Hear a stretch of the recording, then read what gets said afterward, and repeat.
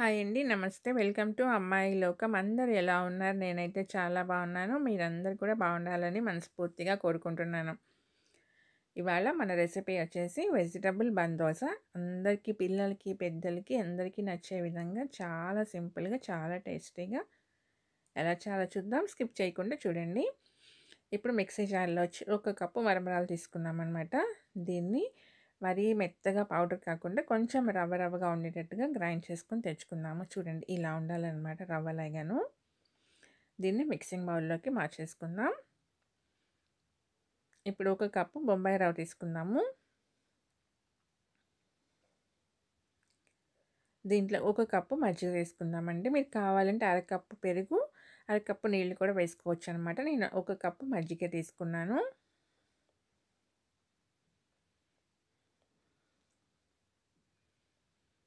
దీన్ని చక్కగా కలిపేసుకున్న తర్వాత దీంట్లో ఇంకా కొంచెం నీళ్ళైతే పడుతుందండి. నానేటప్పటికల్లా ఇంకా గట్టి పడిపోతుంది కదా రవ్వ. ఎక్కువ కాకుండా చూడండి ఇలా ఒక 2, 3 టేబుల్ స్పూన్లు మాత్రం యాడ్ చేసుకుందాము, సరిపోతుందనమాట. ఇప్పుడు మూత పెట్టేసి ఒక 10 నిమిషాల పాటు నానబెట్టుకుందామండి.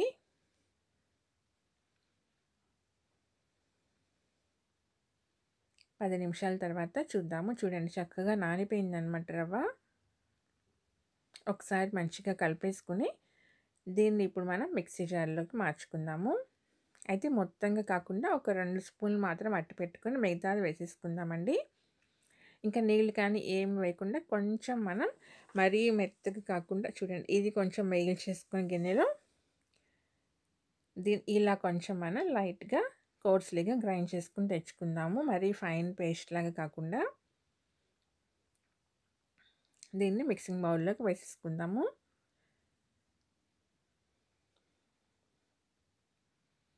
ఇప్పుడు ఒక 2 టేబుల్ స్పూన్ల దాకా నీళ్ళైతే వేసుకుందామండి. ఎక్కువ కాకుండా పిండి జారు కాకూడదనమాట.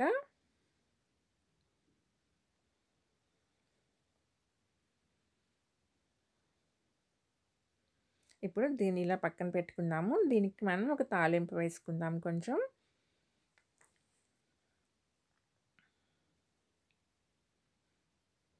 కడాయిలో ఒక టేబుల్ స్పూన్ నూనె వేసుకుందాము. దాంట్లో ఒక టేబుల్ స్పూన్ మినపప్పు, ఒక అర టేబుల్ స్పూన్ ఆవాలు, అర టేబుల్ స్పూన్ జీలకర్ర,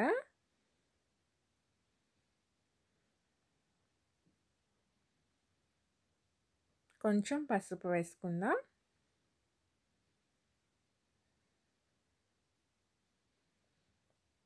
ఇప్పుడు మనకి పప్పులు అన్నీ మంచిగా ఫ్రై అయిపోయిన తర్వాత ఒక టేబుల్ స్పూన్ తురిమిన అల్లం వేసుకుందాము.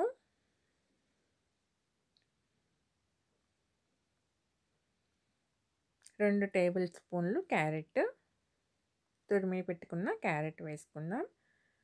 అలానే ఒక పెద్ద ఉల్లిపాయ, ఒక పచ్చిమిర్చి సన్నగా తరిగి పెట్టుకున్నాము, దాన్ని కూడా వేసేసుకుందాం.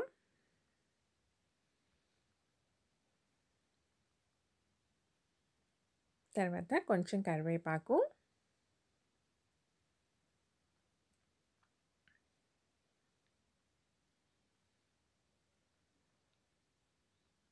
ఒక 2 టేబుల్ స్పూన్ల దాకా తురిమిన క్యాబేజ్ వేసుకుందాము.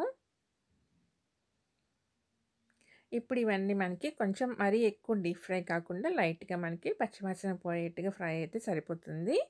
ఒక నిమిషం పాటు ఫ్రై చేసుకున్నామంటేనే చాలు మనకి. మీడియం ఫ్లేమ్లో పెట్టుకొని రుచికి సరిపడినంత ఉప్పు వేసుకుందాము ఇక్కడేను. ఎందుకంటే మనం పిండిలో కూడా ఉప్పు వేయలేదు కాబట్టి రెండిటికి సరిపడా ఉప్పు ఇక్కడే నేను వేసేసాను అనమాట.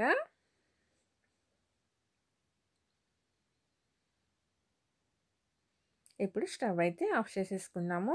ఆఫ్ చేసేసుకుని దీన్ని మనం పిండి మిశ్రమంలో వేసేసుకుందాం.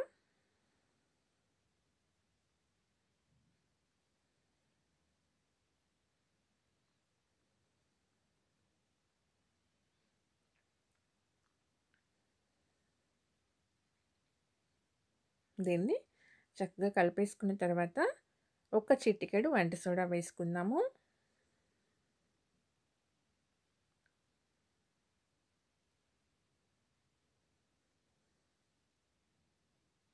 అంతేనండి, చక్కగా మన పిండి అయితే రెడీ అయిపోయిందనమాట.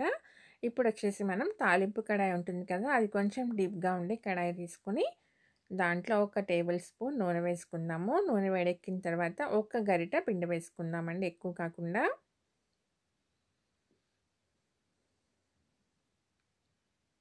ఇది వేగేటప్పటికల్లా మనకి ఇంకా కొంచెం పొంగి లావుగా వస్తుందనమాట, బందోసలాగా. ఇంకా పిండి ఎక్కువ వేసుకున్నామనుకోండి లోపల మనకి పచ్చిదనంగా అలానే ఉంటుందనమాట, పైన మాత్రం ఫ్రై అయిపోతుంది. అందుకని ఒక గరిటె పిండి వేసుకున్నామంటే సరిపోతుంది. చూడండి, 2 పక్కలు చక్కగా మంచిగా రెడీ అయిపోయిందనమాట, ఫ్రై అయ్యి. తీసేసుకుందాం. ఇంకోటి కూడా వేసి చూపెడతానండి. చాలా సింపుల్‌గా, క్విక్‌గా అయిపోతుందనమాట. అప్పటికప్పుడు తయారు చేసుకో, ఎలాంటి టిఫిన్ పిండితో పని లేకుండా అప్పటికప్పుడు తయారు చేసుకోవచ్చనమాట.